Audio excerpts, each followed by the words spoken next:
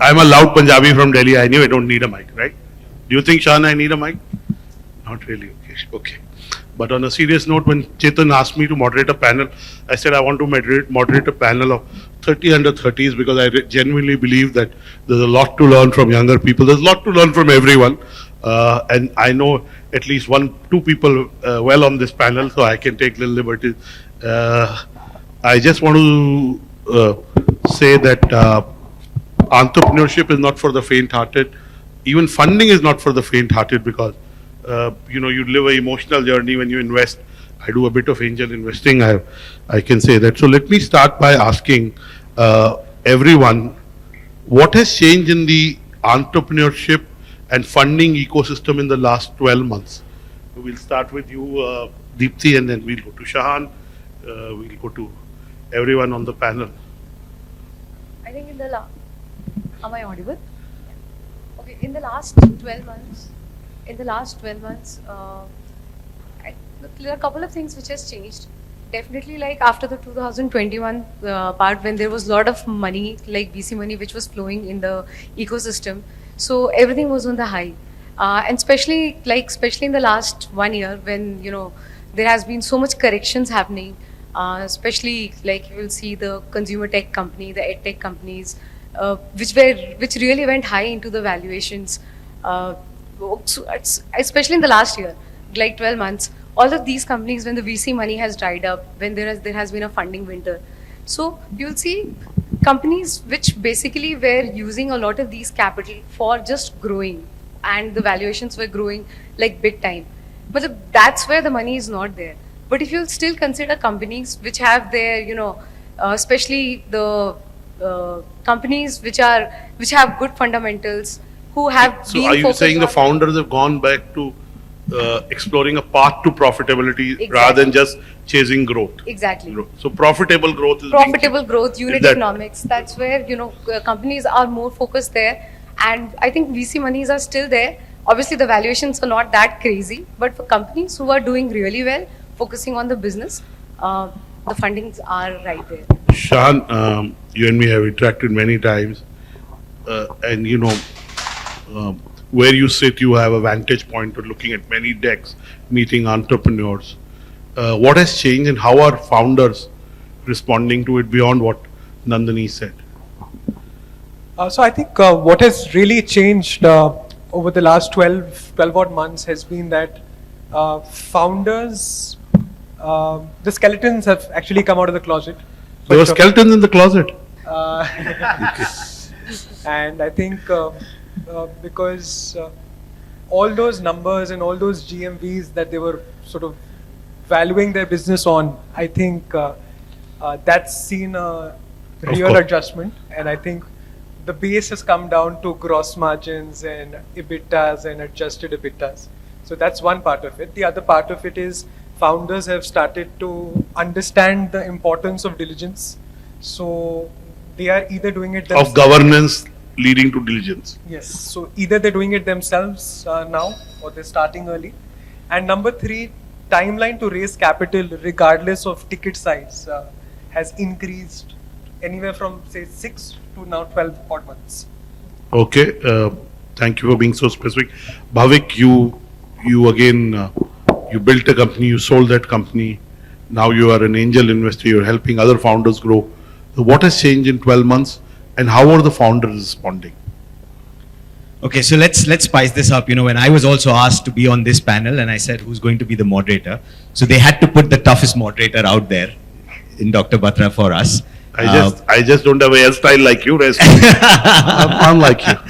No, but I think in his way, I've been an observer. His journey has been inspirational as well, building this massive media empire and conglomerate. But what has really changed is not only in the last 10-12 months.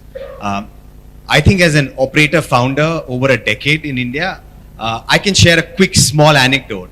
I came back to India from the Valley in 2009-10. We had Rehan here earlier.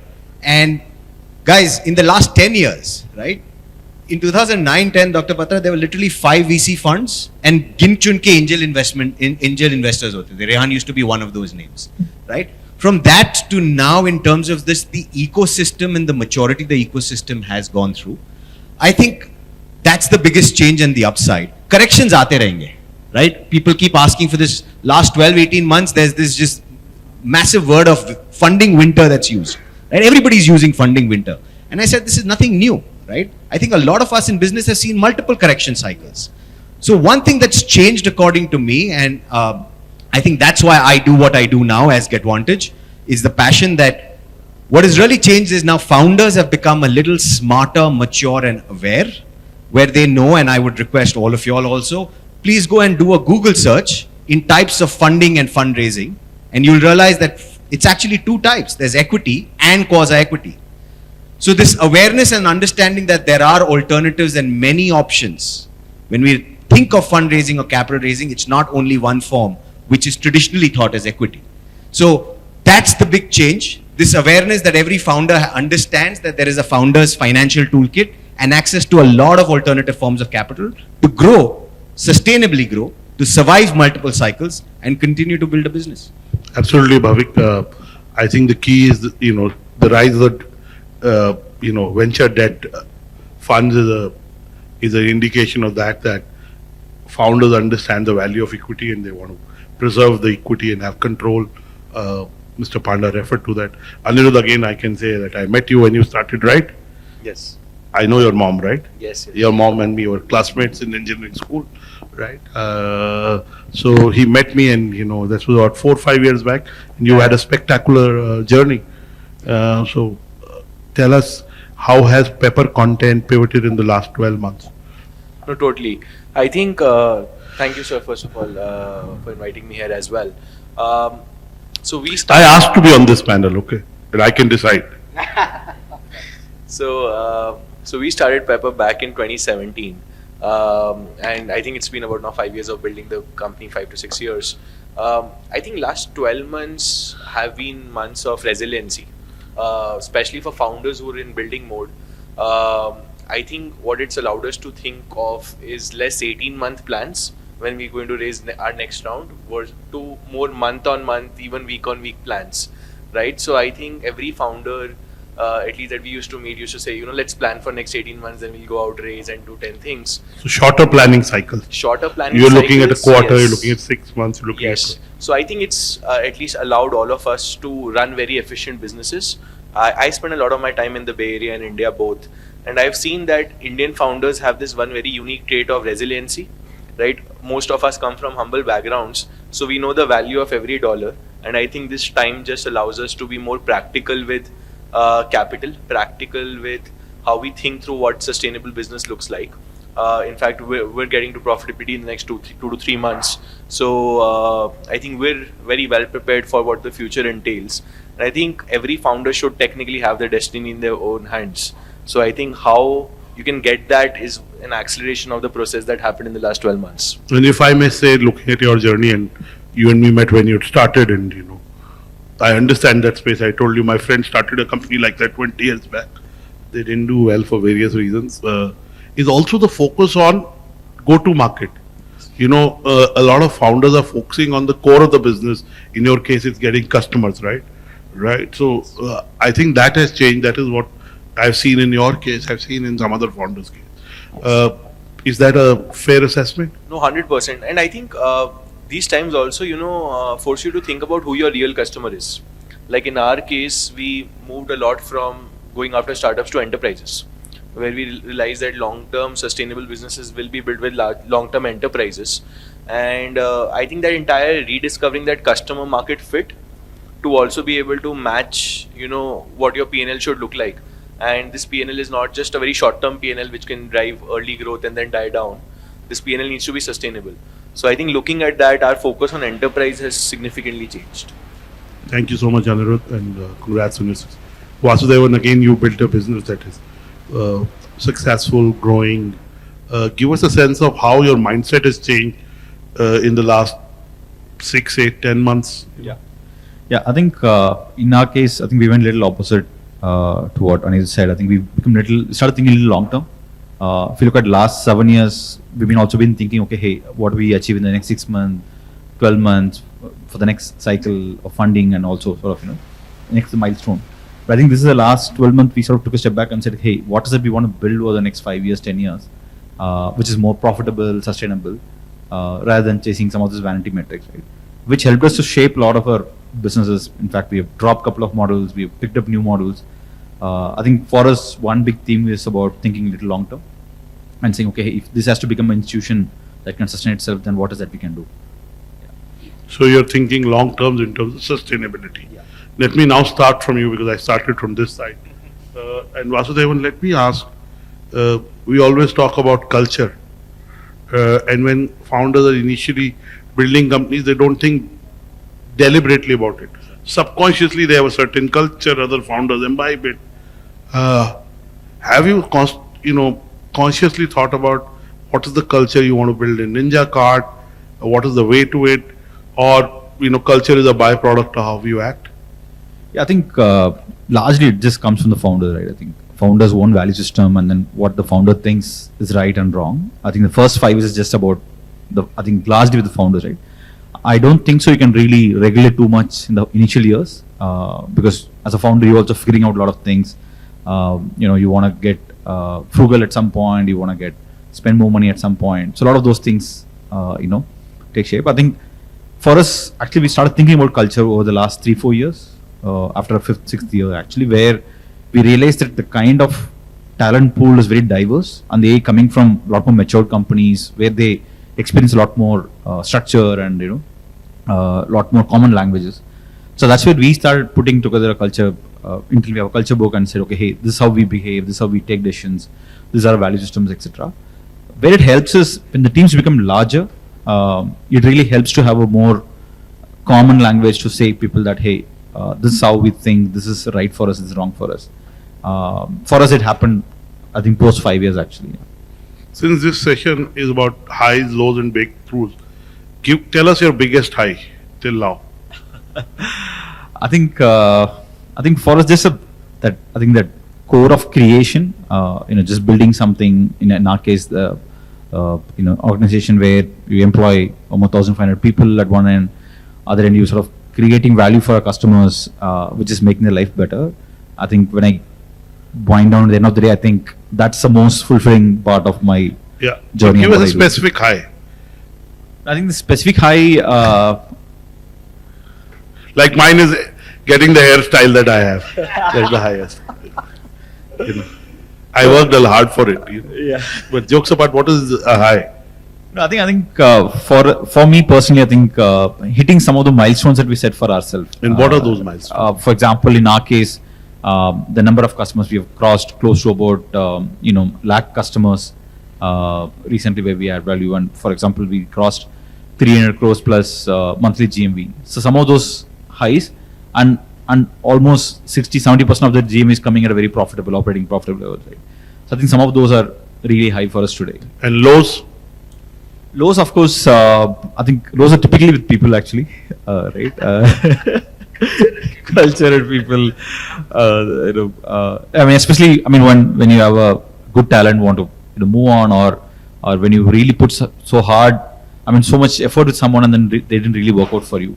And over a period, I also learned that I think it's not that there are bad employees and good employees, right? Just that there are good employees who don't work for Ninjacart. And I think that's why, because you spend 6 months, bringing them in and then, investing in them, but then really didn't really turn out well. That's a big low for me. And one breakthrough which all of us can learn from. No, I think for us, of course there are a lot of things, but for me, I think it will be very trivial, which is just getting the right KPI for us really helped us get a lot more focused on structure, right? I think we still struggle with it. But because you're achieving a certain scale now. Yeah. So templatizing that is important. Yeah. Because that's when you get a lot more cohesiveness with employees to sort of go after one particular metric. Anirudh, what about your lows, highs, and breakthroughs? Give us your low. At Pepper Content, what are the... It's very fashionable to talk about what's working.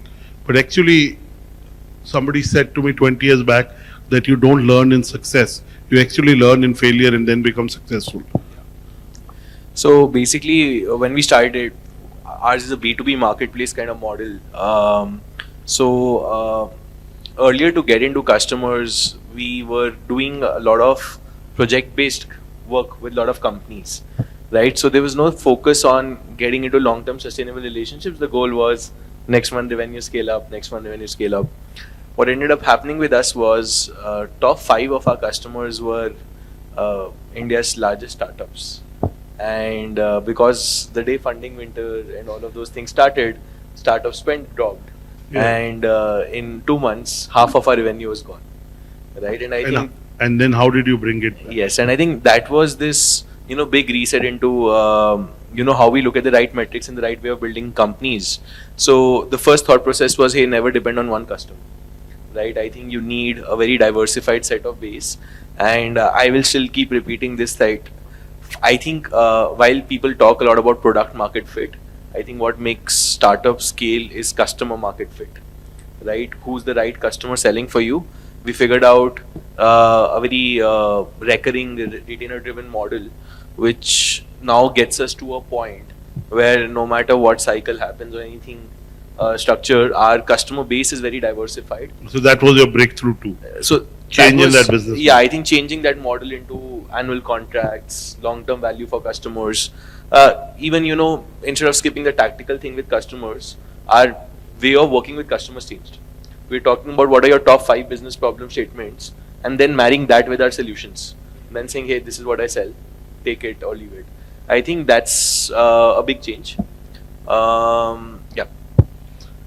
Bhavik, you've seen many cycles. You had a very profitable exit. What were your lows? Tell us a bit about lows, and then we'll go to highs and breakthroughs. So the lows are many, and I think I'll try and keep this very personal and candid. And I think the biggest lows is expectations and taking things personally. And while there was a big exit, 2017, 2018, took a break. And Dr. Batra, I'm probably sharing this for the first time on stage. You briefly shared it with me on. I have. And it was a great exit. It was perfect. I actually was at the highest of the highs as an individual. Took a break. I had my daughter as I took a step back and literally just took time off from what we call as professional life or the rat race we are in. But through all of that, the weight of expectations to achieve something bigger, taking it personally, where now the rejections were not about saying no to me, but everybody that we'd made money for, or the investors I had made money for in the last exit, when you saw that they were not standing by you or backing, and it's not all beautiful and gloriful. As a founder, Ritesh was talking about you shouldn't chase capital, raise capital, but the mental side or the mental baggage that it took or the toll it took, for me, I think I hit rock bottom probably when my bank balance was the largest or highest. And it's a personal journey where really if somebody asked me what was wrong, I don't know. There was no particular reason or an incident that was wrong. And that's even more vulnerable. Because if you've had a personal loss or you have an illness in the family, you can blame it on something. Here, this mental well-being which was affected was purely because of my own expectations of what I thought people would behave with me or how I thought industry would work with me. And B, taking things too personally. Vasu spoke about this. We try about culture. We try and, doing it the second time around, I thought, from day one, I'll think about culture, people we hire. And you realize that you can't force culture. First 3 years, none of us know what is happening in the business. You're going to see a churn of the type of people in the first 3 years, and then you see a complete change of the type of people. And then when people leave you, taking it too emotionally or personally, he left me. No, he's leaving the company, or there's something else about it. I think that mental toll has been always the biggest low. And I'll tell you, and I'll not make anybody somber. This is a celebratory day. The high. Let's jump straight into the high. The biggest high was finally to be able to, the amount of no's we've heard in our journey, Vasu will agree. The biggest high I had was after an IC meeting to say no to the third largest or one of the top 3 VC funds. We said no and walked out. That moment was personally a big high where I could say no to the investor and walk out. Fantastic. And it was not arrogance. It was Yeah, purely sure. a good It's decision. about what's on the table. And now, I read this couple of weeks back, and this is a room full of achievers, 30 under 30s and 40 under 40s, and people who building companies that are already impactful and will be more. But I read this, and I must say, Mr. Samandra is there. He's a chairman of law, a friend of mine, and he knows it. Somebody said, let everyone be rich and famous so that they know that's not the reason and that's not the solution. So ultimately, yes, we have milestones in my mind. I'm an entrepreneur Yeah. always. Yeah. And we do take things personally Yeah. in every way. So Yeah. it is difficult. As you grow older, you learn to And- accept it, but it doesn't change. Maybe the degree comes down. And I want to take this stage to just spread this message that, when we celebrate achievers, and tonight we are celebrating achievements. You asked me this, how come I'm on a 40 on 40 list now? I said it's like last 3 months before I turned 40. But one of the byproducts. Bhavik was he was a unanimous yes. It doesn't matter. All the winners are equal. There is no grading, like we do grading or something. But he, maybe there are 10 unanimous yeses or 7, 8. I don't know, Chetan is but he was, unanimous yes from all the jury members. But Doc, the byproduct of being achievers, and all of us in this room who aspire to be achievers, the byproduct of being achievers, the price you pay for constantly having to be an achiever. And we often The not talk expectations we about have from ourselves, each one of the us. burden we have on ourselves of wanting to be a constant achiever, finding perfection, getting, we achieve one milestone, that was the goal. We reach there and we suddenly are, not even embracing or enjoying it. We are already on the next big journey. And I think putting some spotlight on that, and I think you've done it, with your publication and well-being sometimes. But I think that's something that needs to be talked about. The pure byproduct and the price we pay of being achievers is also there. Absolutely. I'll talk about it in my address, but I want to focus on Shahan. Shahan, again, I got to know Shahan personally, and I've spent 3-4 evenings with him in Bangalore. When I'm in Bangalore, I invite him and we have a meal and I learn from him. Thanks to him, I saved some money. He didn't invest in one company. Because I asked him, why are you not investing in that company? I'd signed a non-binding term sheet, and he said, this is becoming more generic, right? This is what you told me, and I said, he's so Yes. right. So I didn't invest in that company. So it saved me money. So Shahan, tell me, you are a very young leader of an investment company. You lead JAFCO in India. You're 26, 27? 27. 27, yeah. 24th September, you turned 27, right? He shares his birthday with my son, so I know, right? Tell me, you, in the last 5-7 years, you've seen entrepreneurs. What is your advice to them? And it's very easy to give advice to entrepreneurs. Somebody who's in the arena has to fight. So, sir, what I would rather say is I'd not give advice. There are far other people on the panel to give advice. No, but you're wise. I interact with you. I do call you from time to time about things. So I do value what you say. So you can be humble and modest, but say what you have to say. So I think, given the way I look, I think I look 5 years younger than my age. So whenever I'm on a call with founders, my average target profile is 35 to 40. And I think the way we operate at JAFCO is that we are very blunt as compared to other funds. So other funds will, by design, say, hey, we will introduce you to our partner over the third call, circle back to you over 21 days. And that's their protocol. It works for them. But what we do, because I'm leading the fund in India, there's a paucity of resources, is at the end of a 45-minute call, we'll give them a clear response, saying, hey, this is what we feel about your venture. If you can change A, B, C, we can really sort of move forward or not move forward at all. And sometimes being too blunt with founders doesn't really work. It rather backfires. But I think, touch wood, I would say, 95% of founders appreciate that. And based on the last year and a half at JAFCO, what I've realized is founders should take each conversation with a pinch of salt.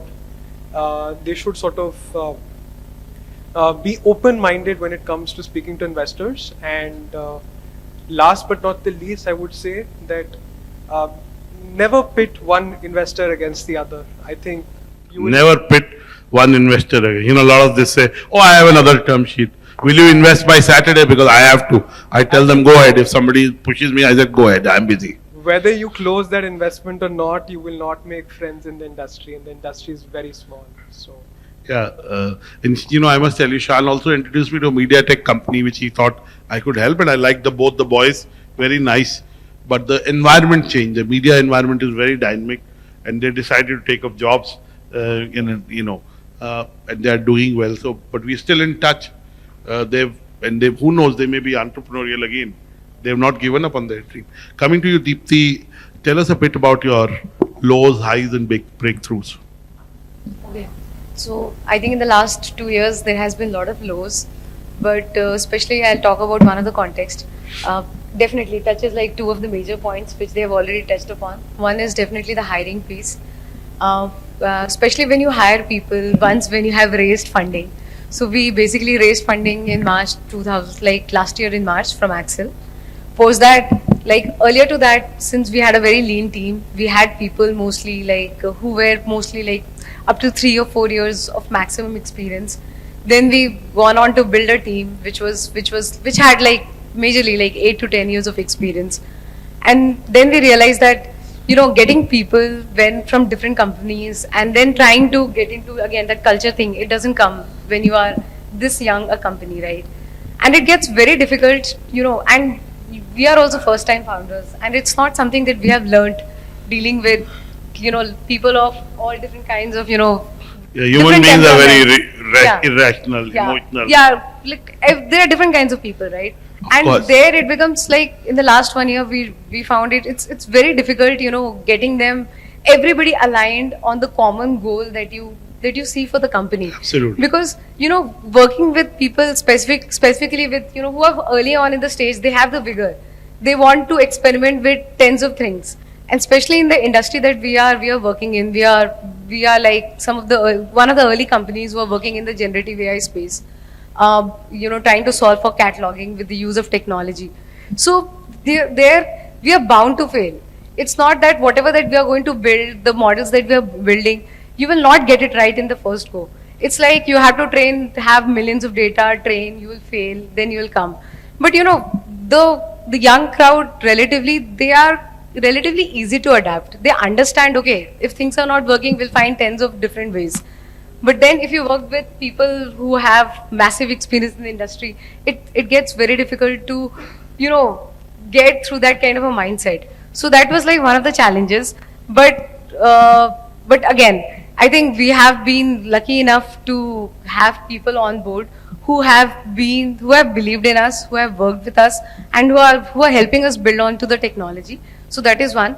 Second, if I talk about the lows, again, like being a typical B2B SaaS company, the first goal is always Indians don't want to pay for a SaaS product. So be global. Go global. And US becomes like the first market. Everybody talks about if you want to go to US, you need to have an AE there, you need to build a team out there. I think that is one thing where we have hired people and honestly we have failed. Getting the people right, getting them to work, the work culture different, the cultures are different and it's very difficult. So we realize that if we really want to build a team in the US, it's very important for the founders to move to the US. Otherwise, you can have any senior person on the team, but it gets very difficult for them to drive the vision, the motivation that you have. Now, if I talk about the highs, again, in spite of all these things happening, I think one of the best things that we have done is in the last like 8 to 9 months with constant effort with our India team, we have been able to get into the US market. Right now, like in the 6 months, honestly, like if I talk about last year, we didn't have a single US customer. Right now, almost 50% of our revenues is coming from the US. And it has all been done organically with the team who has been done, has been working out from here. So that's the high. Right. Maybe after the next round, but not now. Yeah, fantastic. I hope you enjoyed the panel. They've been very, very forthcoming and authentic. Please give them a big round of applause.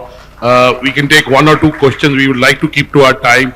Today, both the 40 under 40 cohorts and the 30 under 30 cohorts are here. So meet each other. You never know who you'll collaborate. If not, you'll make friends. So the idea to do them on a single day, there are some of the people on the panel are on the 40 under 40 list. Some of the people in the panel are 30 under 30. You can Guess which one? Bhavik is on 30 under 30? I wish. Kidding. But we can take 1 or 2 questions. Any questions? Nobody has a question. Okay, then I'll ask a question. Let me start with you, Ms. Prasad. If you had to predict one trend for the future that founders should be very conscious of, what is that? One short answer. I think one trend which I personally believe founders have to be like perseverance. And that's not Resilient. something- resilience. मोटी like- चमड़ी के होने चाहिए. Yeah. मोटी But- चमड़ी के. Exactly. And it's not something which is of the future. Thick skin. This has always been there, and this is one trait which will always be there. Evergreen trait which will be there in the industry. Yeah, you know, I've been a founder. I founded Exchange for Media, acquired Businessworld, and I've had a journey. I can tell you this is the single. I asked even in interviews, how do you deal with uncertainty? The ability to deal with uncertainty as a founder is the biggest quality in a founder. If you can deal with uncertainty, you can deal with pretty much anything. Shahan, one piece of advice. One advice? So, Yeah. Trend advice एक ही बात है, advice trend से ही linked होगी. So I think during like when LLMs are sort of becoming big, I think we've lost creativity. So I think if What are big LLM क्या होता है? large language models. Large language models, yes. तो हमारे time में होता था एक law की डिग्री, वो LLM होती है. So clearly it gives away your advice. So yeah, I think creativity is something which is lost. I think technology is trying to standardize that. So if founders can be creative, I think. Some people hire planes to save time on VC money. Very creative, yeah. Just to save money, they hired a plane without taking, you know. Bhavik, thank you for saying that, Shahan and Bhavik. So I think trend. I don't want to crystal gaze. I think there's so much around, but I think one trend for sure is look around. Everything that's happening around us is going to change. One very very near trend is, for the first time this decade ahead, allows India to find products that we will export or innovations that we will export to the world. I was fortunate in fintech to be part of a change of where we can truly say India gave UPI to the world. We've changed the way payments and money flows globally now. The next most immediate trend that we are all working on, and it's happening. So look at what we've done in payments. It's going to happen in credit and in capital markets. There is protocols and standardization. That's something we are doing for the first from India, and I hope under the this बहुत myth चल रहा है, AI and all of that. Everybody's talking about trends and that India will probably adopt all of that. Hoga, but there's a lot of innovation and trends that we are going to give to the world. That's what I'm truly passionate about. So there's a lot of stuff happening on that front. And an advice, very simple: don't take yourselves too personally, yaar, or too seriously. बहुत ही simple है. I made this mistake it took me a decade to understand. Taking ourselves too seriously. It's just chill. That's what I give an advice to every fellow founder. Anirudh, one trend or advice? Yeah, I think we'll see a continuing trend of Indian founders building global businesses from Fantastic. India. I think all of us have it in us very clearly. I am very excited to see us becoming, say, the next TCS or Infosys sitting out of India in this generation. And I can tell you that this is going to be a very different company. This is going to be a very technology-led company. This is going to be a very forward-looking company. And I think I was fortunate enough to be there at Washington, D.C. when Mr. Modi went to the US. And there was this hall where there was Secretary of the State and the Prime Minister. And there were 500 diplomats from the US standing for one Indian standing there. And I think this trend is just going to scale up, and I think as entrepreneurs, I think that should be our dream, which is building, like Rehan had mentioned, right? I think Bhavish said we have the opportunity to become a developed country in our lifetime. So I think at least at Pepper we are trying to do that. Finally, I think I have two things to add. One, I think from the way of building the business, I think India is going to be a fantastic market for the next 30, 40 years to come, right? With the per capita going up, our GDP is going up, etc. One is just chase craftsmanship I think that is what is going to get each of the founders high gross margin, right? I think you're going to chase quantity. I think the gross margin is going to erode actually.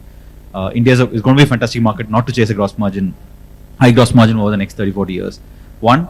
Two, I think as a founder, it's more important to focus on your health because I think because it's a long journey. I was talking to Bhavik. It's not a 3-year journey. It's not a 5-year journey. It's going to be if you get lucky, it's going to be a 20-30-year journey, right? I think getting your health on point is going to have a huge impact on the business outcome. Just your cognitive ability and your decision-making power and your energy, right? I think one of the things that I regret today is like not focusing adequate on my health over the last 8 years. But yeah, I think that's one piece of advice I would sort of give. Thank you so much. Please give our panel a big round of applause. They've been very, very wise, sharing their journeys and their inputs. They've been candid. If I had to sum up, I'd say that the 3 things that the panel said is, one is the ambition of the Indian entrepreneur is becoming bigger. Entrepreneurs and companies are growing global at an early stage than they used to. And third is every business will be a tech business. It has to be a tech-led business, even if it's solving problem at a scale. But that's what's happening.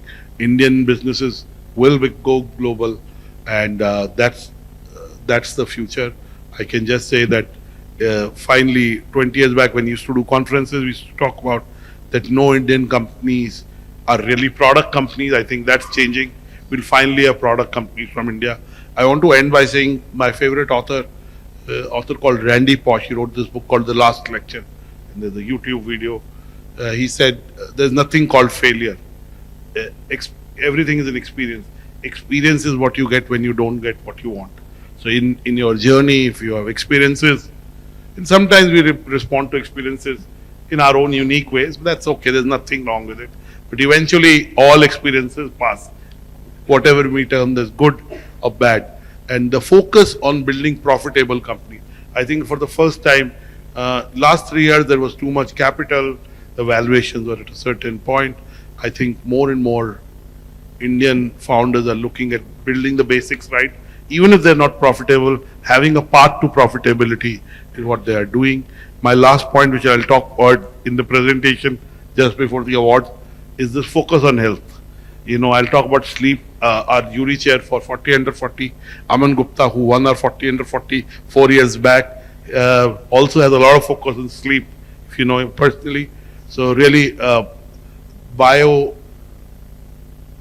advances will ensure that we can easily live till 100 because everything is replaceable. There is gene therapy and there is tech which will enable you to replace a hip, joint, whatever, and limb, so you live longer. So it's the quality of life you have to worry about. I hope someone solves the air issue in India, someone solves the water issue, somebody solves what is happening to our urban cities in terms of transportation, because it takes much longer to get from point A to point B. So I think some entrepreneurs have to focus on the quality of life in India.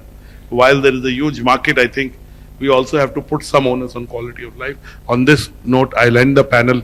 Please give our panelists a big round of applause. And we have the 40 under 40.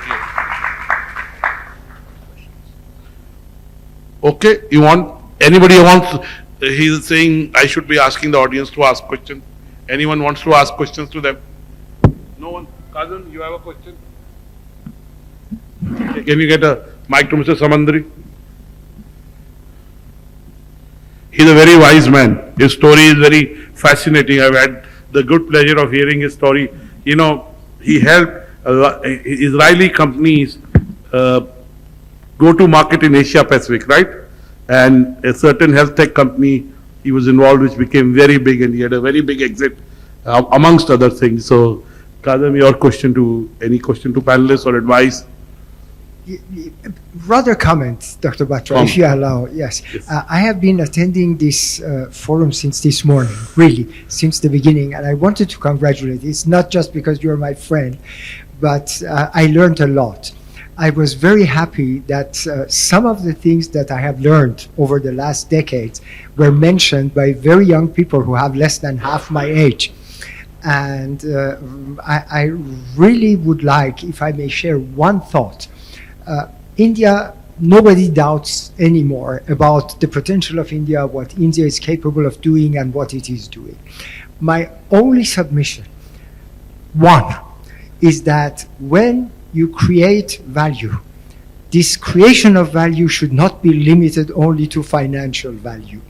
There is the environment, there is social justice, there are inequalities. Let's show the world that we in India, we are able not only to create unicorns, but unicorns that also contribute to the betterment of society, and that we can take everybody along, not just very brilliant founders like you are. And again, congratulations for everything you have done. Thank you, Mr. Samandri. How many of you go to La Opera? How many of you go to La Opera? 10, 12 of you. Good. So he is the founder of La, he's the chairman of La Opera, and it's an authentic French bakery. Do go to that. They have a new outlet in Gurgaon on the MG Road. They are in the Bikaner House. They are in JAFCO. These are three places I know, but they are in multiple locations. At this point, Mr. Aman Gupta, who is the jury chair of our 40 under 40, the founder of board, is also here. Please give Mr. Gupta a big round of applause.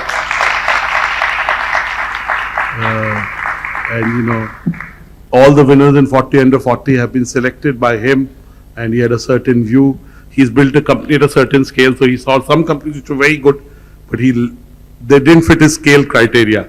So some didn't fit the scale criteria. In fact, there was a certain company that, you know, I like, but really we go by a jury process. So he's here, and so thank you for giving time, Aman, to us, and thank you for putting your name on the jury. With this, a big thank you to the panelists, and we'll start the awards. Give them a big round of applause.